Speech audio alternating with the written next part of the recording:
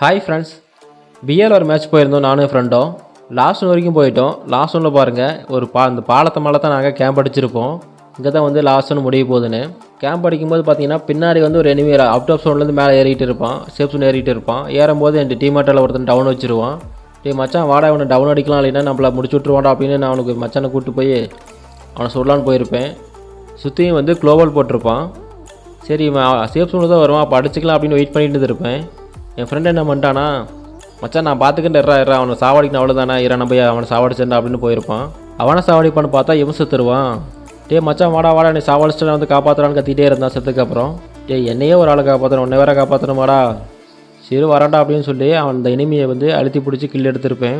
Kill எடுத்து இவனை review பண்ணியிருப்பேன். ரிவ்யூ பண்ணங்காட்டி என்ன சாவடிச்சிருப்பான் அவுட் ஆஃப் சோன்லேயே. அவனை ரிவ்யூ பண்ணி சேஃப் சோன் வந்திருப்பேன். சேஃப் சோன் வந்ததுக்கப்புறம் ஒரு குளோவல் போட்டுட்டு இனிமே எங்கே இருக்கான்னு தேடி இருப்பேன். தேடி கண்ணில் பாரு இனிமேலாம் அடிச்சிருப்போம். அடித்ததுக்கப்புறம் லாஸ்ட்டாக பார்த்தீங்கன்னா 3 பேர் இருந்தாங்க. நாங்கள் வந்து 2 பேர் மேலே பாலத்துக்கு மேலே இருந்தோம், 3 பேர் பாலத்துக்கு கீழே இருந்தாங்க. சரி எப்படியும் மெடிக்கிட்டு சுற்றி தான் நம்ம இந்த மேட்ச் போய் அடிச்சாகணும் அப்படின்னு நினச்சிக்கிட்டு இருந்தேன். சரி எதுக்கு சைடில் எட்டி பார்க்கலான்னு எட்டி பார்த்தேன். எட்டி பார்த்தா 3 பேர் இந்த பக்கம் நின்றுட்டு இருந்தாங்க. அவங்களை எப்படி அழுத்தி பிடிச்சி கில் எடுத்து இந்த மேட்ச் போய் அடிச்சிருப்போம்.